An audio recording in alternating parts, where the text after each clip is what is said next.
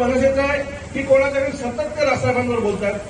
ते जे काय बोलले राणेसाहेब जिंकणार का, राणेसाहेबांनी जे काम केलंय मागच्या 35 वर्षात ते संपूर्ण जगाला माहिती आहे, महाराष्ट्राला माहिती आहे. काल आमच्या वैभव खेडेकरांनी, मी जेव्हा बोलत होतो तेव्हा वैभव खेडेकरांनी मला एक गोष्ट सांगितली की 7,500 कोकणातली लोक बीएसटी मध्ये राणेसाहेबांमुळे लागली आणि 7,500 घरं ही कोकणातली बसवली. आजही मुंबईमध्ये आम्ही जेव्हा फिरतो तेव्हा अनेक पोलीस अधिकारी भेटतात, त्यावेळेला ते आम्हाला सांगतात की आम्हाला घर राणेसाहेबांमुळे मिळालं. ज्यावेळेला ते मुख्यमंत्री होते त्यावेळेला जी आम्हाला घरं मिळाली ती प्रचंड मोठ्या प्रमाणात मिळाली होती.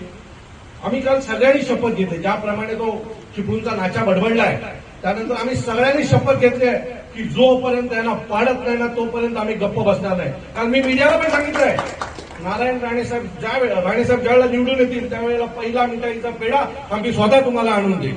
त्यामुळे आमचा प्रत्येक महाराष्ट्र सैनिक पूर्ण ताकदीने तुमच्या पाठीशी उभा